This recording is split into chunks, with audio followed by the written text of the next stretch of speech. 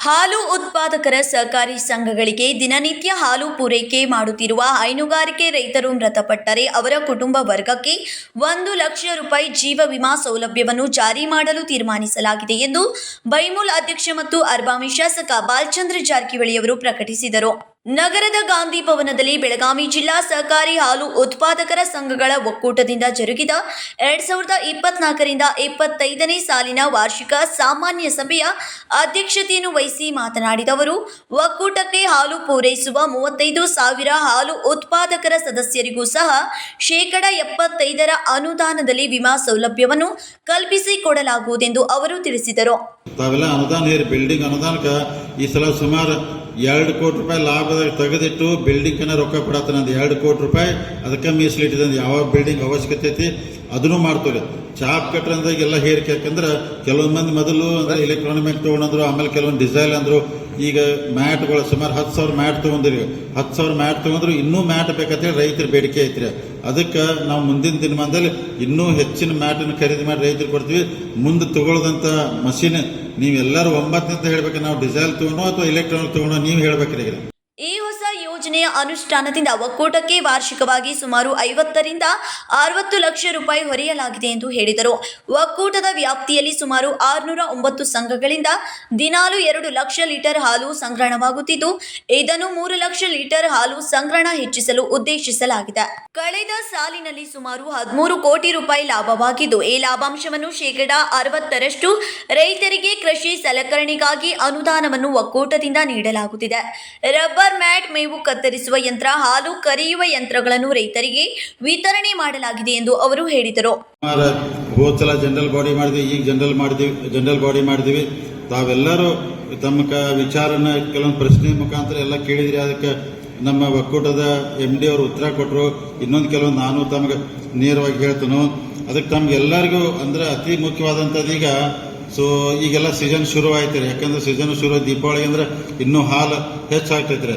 ಆದರೂ ನೀವು ನೋಡ್ಕೊತಿರ್ಬೋದು, ಒಂದ್ಸಲ ಕರ್ನಾಟಕ ಸರ್ಕಾರ ಹಾಲಿನ ರೇಟ್ ಹೆಚ್ಚು ಮಾಡಿದೆ. ಯಾಕಂದ್ರೆ ಆಕಳದ್ದು ಎಲ್ಲ ಹೆಚ್ಚು ಮಾಡಿದಾಗಿತ್ತ ಆಕಳ ಹಾಲ್ದಾಗ ನಾವು ಸ್ವಲ್ಪ ಮುಂದಾದ್ರಿ. ಆಕಳ ಹಾಲ್ನಾಗ ಎಲ್ಲರಿಗೂ ಸಮಸ್ಯೆ ಬಂದಿದೆ. ಎಮ್ಮಿ ಹಾಲಿಗೆ ಎಲ್ಲರೂ ಎಮ್ಮಿ ಹಾಲಿಗೆ ನೀವು ಹೆಚ್ಚು ರೇಟ್ ಕೊಡ್ದಿಲ್ಲ ಅಂದ್ರೆ ಪ್ರೈವೇಟ್ದವ್ರ ನಮ್ಗೆ ಕಾಂಪಿಟೇಷನ್ ಮಾಡೋಕ್ಕಾಗಲ್ಲ, ಭಾಳ ತ್ರಾಸ ಆಗ್ತೈತಿ ಅವ್ರು ಒಯ್ತಾರದಾಗ.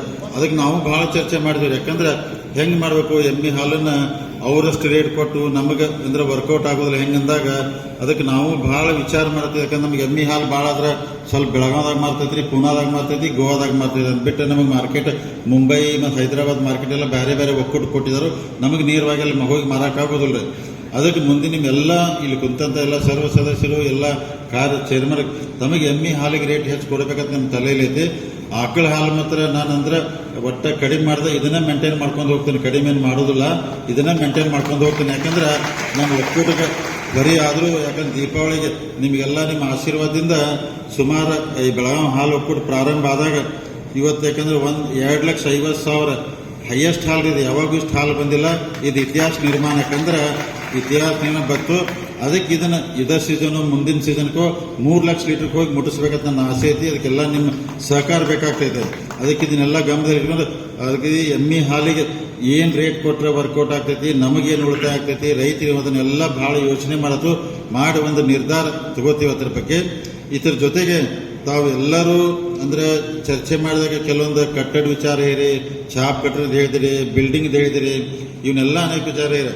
ಕರೆಗೆಲ್ಲ ನಮ್ಮ ಬೋರ್ಡ್ ಮೀಟಿಂಗ್ ಇದ್ದಾಗ ಒಂದು ಚರ್ಚೆ ಆಯ್ತು. ಧಾರವಾಡದಿಂದ ಬರುವಂಥ ಪಶು ಹಾಲು ಬಗ್ಗೆ ಸಮಸ್ಯೆ ಐತೆ ಅಂತ ಇವ್ರಂತ ಡೈರೆಕ್ಟರ್. ಈಗ ಐತೋ ಇಲ್ಲೋ ನೀವು ಹೇಳ್ಬೇಕೀಗ್ರಿ. ಉತ್ತರ ಕರ್ನಾಟಕ ಭಾಗದ ಎಲ್ಲ ಹಾಲು ಒಕ್ಕೂಟಗಳಲ್ಲಿ ಬೆಳಗಾವಿ ಹಾಲು ಒಕ್ಕೂಟವನ್ನು ನಂಬರ್ 1 ಮಾಡುವುದು ನಮ್ಮ ಗುರಿಯಾಗಿದೆ. ಈ ನಿಟ್ಟಿನಲ್ಲಿ ಎಲ್ಲರೂ ಪ್ರಾಮಾಣಿಕವಾಗಿ ಕೆಲಸವನ್ನು ಮಾಡುತ್ತಿದ್ದೇವೆ. ಖಾಸಗಿ ಡೈರಿಗಳಿಗಿಂತ ನಮ್ಮ ಒಕ್ಕೂಟವು ಹೆಚ್ಚಿನ ಪ್ರಮಾಣದಲ್ಲಿ ಆಕಳು ಹಾಲು ಮಾರಾಟವಾಗುತ್ತಿದೆ. ಆದರೆ ಗ್ರಾಹಕರಿಂದ ಎಮ್ಮೆ ಹಾಲಿಗೆ ಬೇಡಿಕೆ ಬರುತ್ತಿದೆ. ಬೆಳಗಾವಿ, ಪುಣೆ, ಮುಂಬೈ ನಗರದಲ್ಲಿ ಎಮ್ಮೆ ಹಾಲಿಗೆ ಬೇಡಿಕೆಗಳು ಬರುತ್ತಿದ್ದು, ದರದಲ್ಲಿ ಹೆಚ್ಚಳ ಮಾಡುವುದರ ಬಗ್ಗೆ ಚಿಂತನೆ ನಡೆಸಲಾಗುತ್ತಿದೆ. ಹಾಲು ಪೂರೈಕೆ ಮಾಡುವ ರೈತರಿಗೆ ಕೇವಲ 10 ದಿನಗಳಲ್ಲಿ ಬಿಲ್ ಸಂದಾಯ ಮಾಡುತ್ತೇವೆ. ಈ ಹಣದಲ್ಲಿ ರೈತರು ವಾರದ ಸಂತೆಯನ್ನು ಮಾಡಲಿಕ್ಕೆ ಅನುಕೂಲವಾಗುತ್ತದೆ ಎಂದು ತಿಳಿಸಿದರು. ಸಂಕಲ್ಪ ಶಿಂದೆ, ಕೆಎಂಎಂ ಕನ್ನಡ ನ್ಯೂಸ್, ಬೆಳಗಾವಿ.